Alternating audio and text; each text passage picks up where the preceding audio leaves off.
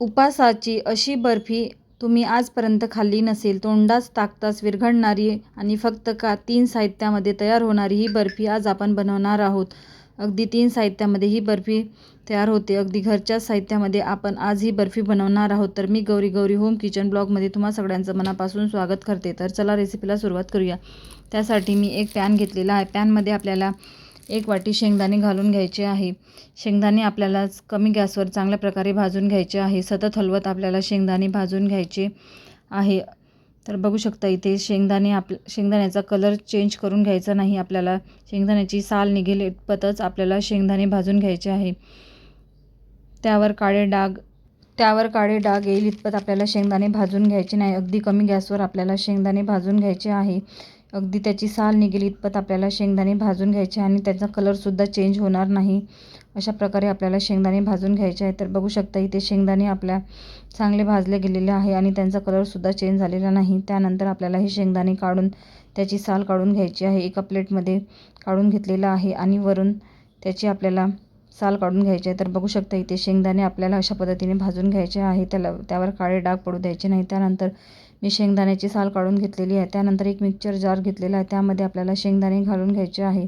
शेंगदाणे आपल्याला बारीक वाटून घ्यायचे. शेंगदाणे बारीक वाटताना आपल्याला मिक्सर थोडं बंद चालू करत वाटायचं आहे. नाहीतर शेंगदाणे एकाच मोडमध्ये आपण जर लावले तर त्याचं तेल सुटू शकतो. तर मिक्सरमध्ये लावताना आपल्याला बंद चालू करून लावायचे आहे. तर बघू शकता इथे शेंगदाणे आपले बारीक वाटून झालेले आहे. त्यानंतर एका चाळणीने आपल्याला चांगल्या प्रकारे जे शेंगदाणे आपण जे मिक्सरला लावून घेतलेले होते ते आपल्याला चांगल्या प्रकारे चाळून घ्यायचे आहे. ते बघू शकता एक चाळणी घेतलेली आहे. त्यानंतर आपल्याला हाताने थोडंसं प्रेस करून आपल्याला हे जे शेंगदाण्याचं मिश्रण आहे ते आपल्याला चांगल्या प्रकारे चाळून घ्यायचं आहे. तर बघू शकता इथे जाडसरच आपल्याला ठेवायचं आहे. तर बघू शकता इथे हाताने आपल्याला चांगल्या प्रकारे असे हाताने थोडंसं चोळून आपल्याला बारीक चाळून घ्यायचं आहे. तर इथे संपूर्ण शेंगदाण्याचा जो कूट आहे तो मी संपूर्ण चाळून घेतलेला आहे. अशा पद्धतीने थोडंसं हाताला हे करून प्रेस करून आपल्याला संपूर्ण जो शेंगदाण्याचा कूट आहे तो आपल्याला चाळून घ्यायचा आहे आणि जो उरलेला जाडसर आहे तो आपल्याला यामध्ये यूज करायचा नाही. तर बघू शकता इथे संपूर्ण शेंगदाण्याचा जो कूट आहे तो आपला चाळून झालेला आहे. तर इथे एवढं कूट आपला तयार झालेला आहे. त्यानंतर आपण यामध्ये 1 वाटी एवढं तूप घेतलेलं आहे. 1 वाटी तूपपैकी आपण अर्धी वाटी यामध्ये घालून चांगल्या प्रकारे मिक्स करून घेणार आहोत. त्यामध्ये मी अर्धी वाटी टाकून घेतलेलं आहे आणि अर्धी वाटी आपल्या साईडला ठेवून घ्यायचं आहे. त्यानंतर अशा पद्धतीने चमच्याच्या साहाय्याने चांगल्या प्रकारे आपण तूप आणि शेंगदाण्याचं जे कूट आहे चांगल्या प्रकारे मिक्स करून घ्यायचं आहे. तर बघू शकता इथे आपले शेंगदाणा आणि तूप चांगल्या प्रकारे मिक्स झालेलं आहे. त्यानंतर आपल्याला त्याला 5 मिनिट साईडला ठेवून घ्यायचं आहे. त्यानंतर आपल्याला एक पॅन घ्यायचा आहे. पॅनमध्ये आपल्याला 1 वाटी साखर आणि त्याच वाटीने अर्धी वाटी एवढं पाणी घालून घ्यायचं आहे आणि त्याचा आपल्याला 1 तारी पाक तयार करून घ्यायचा आहे. तर बघू शकता इथे मी साखर आणि पाणी टाकून घेतलेलं आहे आणि सतत हलवत आपल्याला त्याचा 1 तारी पाक करून घ्यायचा आहे. इथे बघू शकता आपली साखरसुद्धा विरघळायला लागलेली आहे आणि त्याचा आपल्याला 1 तारी पाक तयार करून घ्यायचा आहे. तर आपल्या पाकाला सुद्धा चांगल्या प्रकारे उकळी आलेली आहे. आपल्याला चेक करायचं आहे 1 तारी आपला पाक तयार झालेला आहे का ते मी तुम्हाला समोर व्हिडिओमध्ये सांगते. तर बघू शकता इथे सतत हलवत आपल्याला साखर विरघळेपर्यंत आपल्याला चांगल्या प्रकारे त्याचा एक पाक तयार करून द्यायचा आहे. पाक तयार होत आहे तोपर्यंत आपल्याला एक भांडं घ्यायचं आहे. त्याला तुपाने ग्रीस करून घ्यायचं आहे. यामध्ये आपण बर्फी तयार करून घेणार आहोत.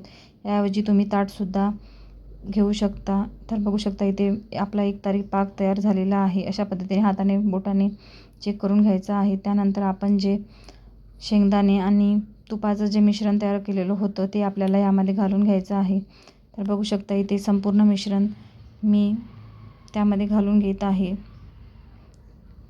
बर्फी तयार करत असताना अगदी परफेक्ट मेजरमेंट पाहिजे तेव्हाच आपली बर्फी एकदम सॉफ्ट आणि मऊसूत अशी तयार होते. तर बघू शकता इथे मी संपूर्ण जो मिश्रण आहे तो मी पाकामध्ये घालून घेतलेला आहे आणि चांगल्या प्रकारे आपल्याला सतत ढवळत त्यामध्ये पाकामध्ये चांगल्या प्रकारे आपल्याला मिक्स करून घ्यायचं आहे. सुरुवातीला आपल्याला अशा गुठळ्या दिसतील पण त्यानंतर आपल्याला चांगलं सॉफ्ट तयार होते. चांगल्या प्रकारे चमच्याने आपल्याला अशा पद्धतीने मिक्स करून घ्यायचं आहे. तर बघू शकता इथे त्याचे बॅटर एकदम स्मूथ असं तयार झालेलं आहे. चांगल्या प्रकारे उकळीसुद्धा आलेली आहे. यामध्ये मी थोडंसं चिमूटभर फूड कलर घालून घेतलेला आहे. हे अगदी ऑप्शनल आहे. तुम्हाला नसेल घालायचं तर तुम्ही स्किपसुद्धा करू शकता. तर बघू शकता इथे आपल्या कलर घातल्यामुळे आपल्या बर्फीला अगदी एकदम छान असं कलर येईल. त्यामुळे मी इथे फूड कलर वापरलेला आहे. याऐवजी तुम्ही दुधामध्ये केशर काड्या घालूनसुद्धा टाकू शकता. तर इथे मी फूड कलर यूज केलेला आहे. तुम्हाला नसेल यूज करायचं तर तुम्ही स्किपसुद्धा करू शकता. तर बघू शकता इथे चांगल्या प्रकारे आपला जो मिश्रण आहे त्याला चांगल्या प्रकारे उकळी आलेली आहे. त्यानंतर आपल्याला सतत हलवत राहायचं आहे आणि हे सगळे मिश्रण आपल्याला कमी गॅसवर शिजवून घ्यायचं आहे. जोपर्यंत आपला जो मिश्रण आहे कढईला सोडत नाही तोपर्यंत आपल्याला चांगल्या प्रकारे शिजवून घ्यायचं आहे. त्यानंतर आपण जो उरलेला तूप होता तो थोडं थोडं करून आपल्याला त्यामध्ये घालून चांगल्या प्रकारे अशा पद्धतीने मिक्स करत जायचं आहे. तर बघू शकता तूप आपला जो पाकामध्ये आहे तो चांगल्या प्रकारे मिक्स झालेला आहे. त्यानंतर सतत हलवत आपल्याला कमी गॅसवर हे मिश्रण आपल्याला शिजवून घ्यायचं आहे. तर बघू शकता आपलं मिश्रण कढईला सोडायला सुरुवात झालेली आहे. तर बघू शकता अशा पद्धतीने आपल्याला अगदी घट्टसर आणि अगदी कमी गॅसवरच आपल्याला हे मिश्रण सध्या शिजवून घ्यायचं आहे. आणि उरलेला जो संपूर्ण तूप होता तो सुद्धा मी इथे वापरून घेतलेला आहे. तर बघू शकता संपूर्ण तूपसुद्धा 1 वाटी तूप आपल्याला यामध्ये लागलेलं आहे. अशा पद्धतीने चांगली आपण सतत थोडं थोडं करून तूप घातलं तर आपल्या ज्या बर्फीला आहे जाडीसुद्धा चांगली येईल. तर बघू शकता इथे सतत हलवत आपल्याला हे मिश्रण शिजवून घ्यायचं आहे. संपूर्ण तूप टाकल्यानंतर त्याला आपल्याला गॅसची फ्लेम हाय करायची आहे आणि चांगल्या प्रकारे सतत हलवत आपल्याला हे मिश्रण मिक्स करून घ्यायचं आहे. तर बघू शकता इथे आपल्या मिश्रणालासुद्धा जाडीसुद्धा चांगल्या प्रकारे तयार होत आहे. तर बघू शकता इथे लगेचच आपल्याला हे मिश्रण सतत हलवत मिक्स करत राहायचं आहे. त्यानंतर आपल्याला बघू शकता आपले हे मिश्रण कढईला सोडायला सुरुवात झालेली आहे. त्यानंतर आपल्याला गॅस लगेच बंद करून घ्यायचा आहे आणि लगेच आपल्याला हे मिश्रण आपण जे ग्रीस केलेलं भांडा होता त्यामध्ये आपल्याला ओतून घ्यायचं आहे. तर बघू शकता इथे आपल्या मिश्रणाला जाडीसुद्धा इथे बघू शकता आपल्या मिश्रण जो आहे तो कढईला सोडत आहे. त्यानंतर आपल्याला लगेच हे मिश्रण आपल्याला जे ग्रीस केलेलं भांडं होतं त्यामध्ये आपल्याला ओतून घ्यायचं आहे. तर बघू शकता अशा प्रकारे आपल्याला लगेच आपल्याला हे स्टेप करायची आहे. त्यानंतर सगळं मिश्रण जो आहे मी तो एका डब्यामध्ये घालून घेतलेला आहे. त्यानंतर आपल्याला हे भांडं साईडला ठेवून घ्यायचं आहे आणि आपल्याला थोडंसंसुद्धा प्रेस करायचं नाही. त्यानंतर आपल्याला हे मिश्रण थंड करायला ठेवायचं आहे.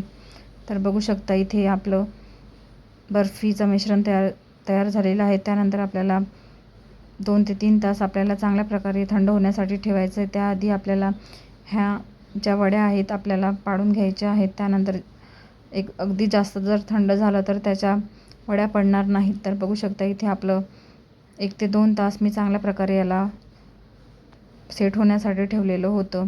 तर बघू शकता इथे आपलं जे बर्फी आहे ती सेट झालेली आहे. त्यानंतर आपल्याला थोडंसं गरमच असताना आपल्याला अशा पद्धतीने चाकूने त्याच्या वड्या पाडून घ्यायच्या आहे. अगदी जर थंड झालं तर त्याच्या वड्या पडणार नाही. तर बघू शकता इथे मी एक एक करून आपलं मिश्रण थोडंसं गरम असतानाच आपल्याला अशा पद्धतीने त्यामध्ये खाच पाडून घ्यायचे आहे जेणेकरून आपल्या थंड झाल्यानंतर वड्या अगदी सहज निघतील. तर बघू शकता इथे मी अशा पद्धतीने वड्याचा आकार कट करून इथे मी संपूर्ण वड्या काढून घेतलेल्या आहेत. तर बघू शकता इथे आपल्या एकदम छान अशा जाडसर आणि अगदी सॉफ्ट अशा मऊसूत आपल्या बर्फी तयार झालेली आहे. तर बघू शकता इथे अगदी तोंडास टाकताच विरघळणारी ही वडी आपली तयार झालेली आहे. उपासासाठी तुम्ही एकदा नक्की ट्राय करून बघा. एकदम टेस्टलासुद्धा एकदम छान लागते. तर बघू शकता अगदी सॉफ्ट अशी आणि मऊसूत अशी आपली वडी तयार झालेली आहे. आधीसुद्धा आपल्या चॅनलवर उपासाचे रेसिपी टाकलेल्या आहेत. ते सुद्धा तुम्ही जाऊन बघू शकता. त्याची लिंक मी डिस्क्रिप्शन बॉक्समध्ये देईनच. तर बघू शकता इथे आपली वडी अगदी सहज तुटत आहे. अगदी मऊसूत अशी तयार झालेली आहे. आतापर्यंत जर तुम्हाला व्हिडिओ आवडला असेल तर प्लीज लाईक करा, कमेंट करा आणि चॅनलवर नवीन असाल तर प्लीज सबस्क्राईब करायला विसरू नका. धन्यवाद.